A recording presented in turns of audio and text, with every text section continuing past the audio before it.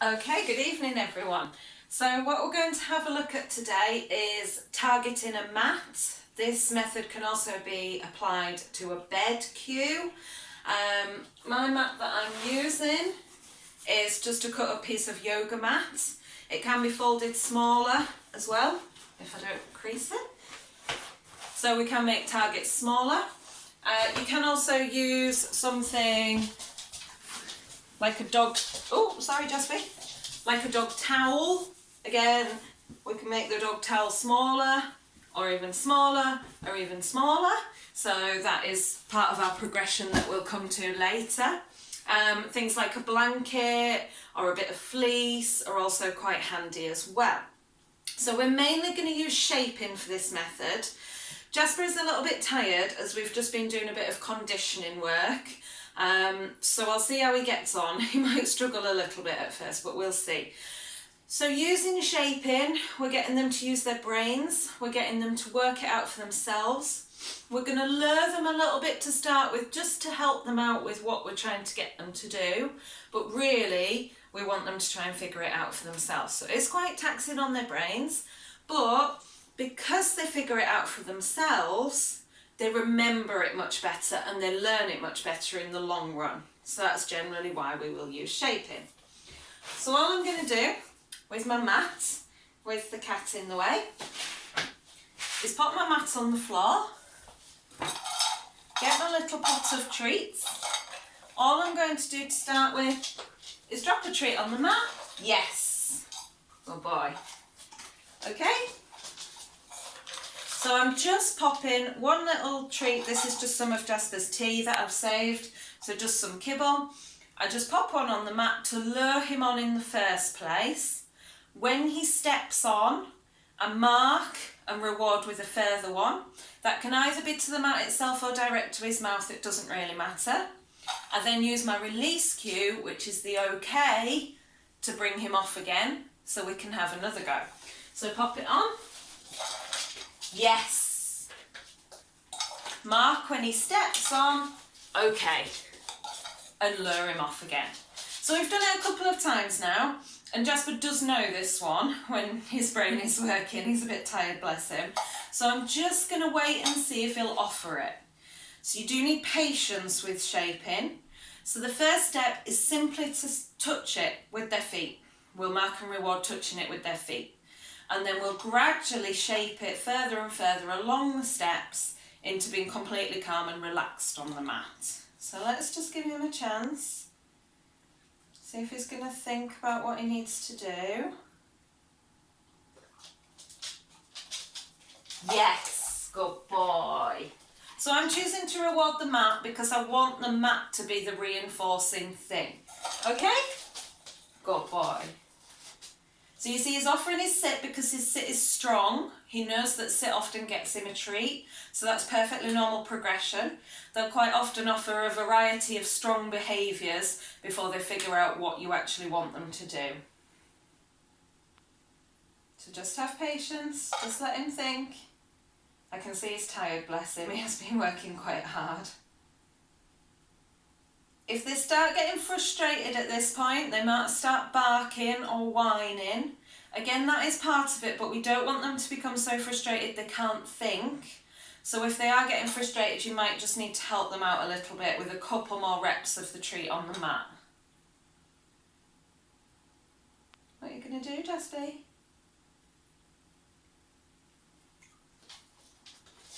So now he's thinking about what he's doing. He's offering his down. I don't know if you can quite see that from the angle, but he's offered his down. That's his second strongest behaviour.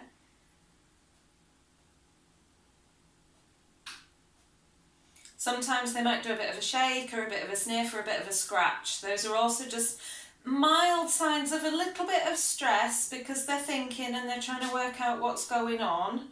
Bit of a lip lick.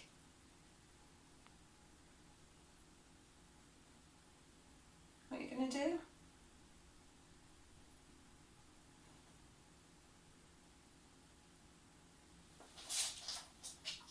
Yes, good boy. So I just waited for him to think about it. I nearly helped him out there. I nearly popped another one on. Yes, good boy. And there, because he's stayed on it, I can reward him for staying on it again. Okay. And then I'll just bring him off. So now he's done it a couple of times, he should start getting a bit quicker. Yes, good boy. So I can reward to his mouth or I can reward to the mat. Yes, good boy. Okay? Yes, good boy. Yes. Yes. Okay. So we'll just do one more just to make sure he's really got it. Yes. Okay? So now he has got it. He's going straight to the mat. His brain's engaged. He knows what's getting him the treat. He knows that going to the mat's getting him the treat. So Jasper is quite used to thinking things through. We do shaping quite a lot with him when I'm teaching new behaviours or reminding him of older ones. Your younger dogs or your dogs less used to training, it might take them a while longer to get this, especially if this is something completely new that you're introducing to them. So don't worry, be patient. It will take a while. So what we're going to do now, the second step, is he can touch the mat. He knows the mat is where the rewards comes from. So I want him to do a sit on the mat. So we're going to let him go on. I'm going to mark it to let him know that that is good, but I'm not going to reward it until he then goes into a sit. It's quite common at this stage that they'll come on, and when you don't reward them, they'll come off and then they'll come back on because they know that going on gets the reward. So they may do that 2 or 3 times until they start to think, okay, she wants something else, what do I need to do? So let's have a little look. Okay? Yes. Yes, good boy. Yes. Oops. So we threw that one a little bit. We'll just let him reset himself. Yes. Yes. Okay? Let's see if we can do that again. Yes. So now he's thinking, oh, what do I need to do? I'm on the mat. Yes, good boy. Yes. I'm running low on snacks. You've eaten all your tea. So I'll just get a little bit more of his food. I do tend to use his food in training as well, so that if we're doing a lot of repetitions like this, he's not getting loads of treats on top of his meal. So that's why I do tend to use his meal allowance for a lot of our training. So just when you give them their meal in the morning, give them part of their meal, keep a bit back for training. Same with their tea, give them part of their meal, keep a bit back for training. If you're on raw, you can use yes, good boy. I'm just going to mark that because he's still sat there, bless him. He's doing very well, yes. If you do use dry, you can dehydrate.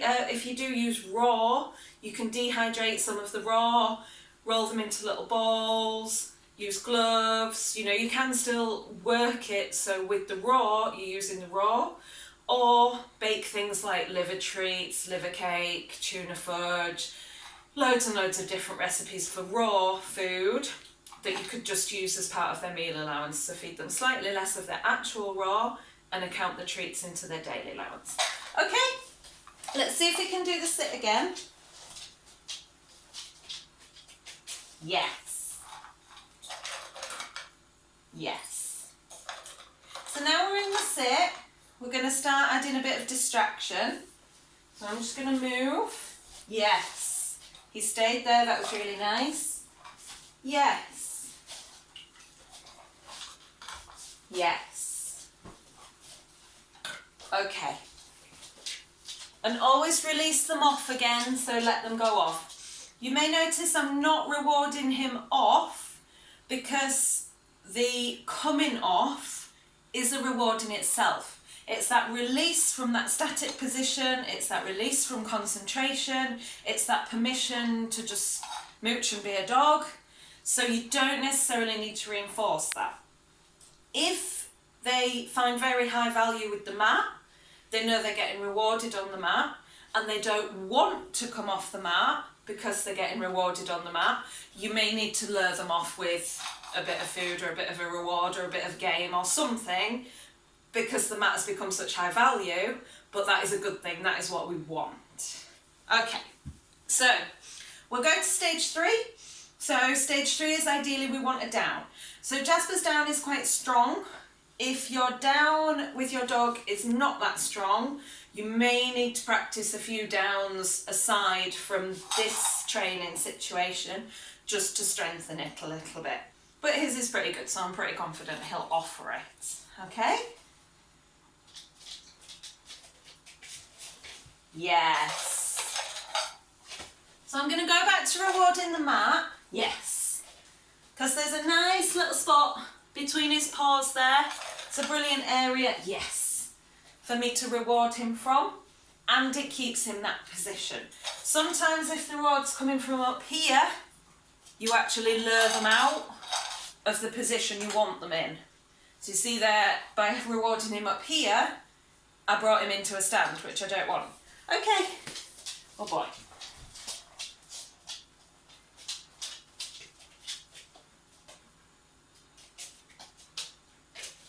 Yes. But by bringing the reward down to him, yes. And the reward being on the mat and keeping him in that position. Again, adding our distractions. Yes.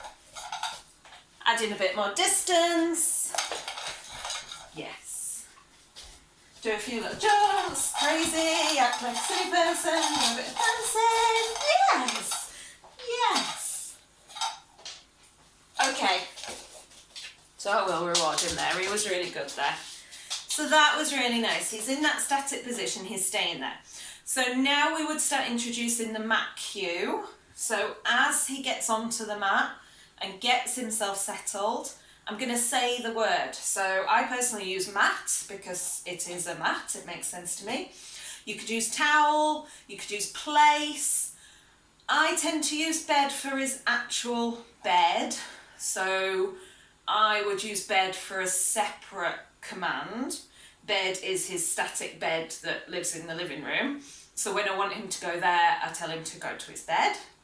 This is slightly different. This is our movable mat. This we can take to friends' houses when we're allowed to go visit our friends again. We could take to the park when we want him to just settle. We can move it around the house. We can have it in the car. We could go to a pub or a cafe once we're allowed to the pub or cafe again. I am quite looking forward to being allowed to go there again. So this, as I say, I attach a different word to. Place, towel, mat, target, whatever makes sense to you. So he's now offering it. Matt? Yes. Good boy. Okay. Matt? Yes. So see, I'm clearly saying the word as he hits it and starts to settle himself, then I'm rewarding the end result. Yes. Okay? Okay. Matt? Yes. So that is the test, is once you've done a few more repetitions of associating your mat or your cue with the action, with the target, we add that distance, so he has to go find the mat, then lay down on it to get the reward. Okay? Matt? That's not your maths. Matt? Yes. Yes. So we haven't worked this one as much with Jasper. So because he was a bit hesitant, I would go back to just doing a few more. When he hits it and starts to settle, I'd say the word. When he hits it, starts to settle, I'd say the word. Just so that association is a bit stronger in him. Then I would go back to the distance and ask him to find the target from a distance. You can then move the target to different locations and get them to find that target in different locations. I did talk about, okay. Yeah, you want them, don't you? Go on then. I did talk about making your target smaller. So they have to find a smaller target. Can you see that one all right? So I've just folded that one in half. But I mean, this size is about right for Jasper to lay on comfortably anyway. So only in the interest of proof in the training would I make it a smaller target for him to find. When I'm actually using it in a real life situation, I would leave it Jasper sized. Obviously, if you've got a smaller dog, you can use a smaller target in real life situations. If you've got a bigger dog, you might want to use the dog towel so it's slightly larger. So make sure your target is your dog's size for when you're actually using it in your real life situations. Okay? I think we've about covered that, haven't we? You can go and have a nap now, can't you, darling? So I'll put this on the Facebook page if it will upload. I am struggling a little bit. It might just be on the YouTube page. If you've got any questions, comments, comment on the post, email me, let me know and I can add a little bit more.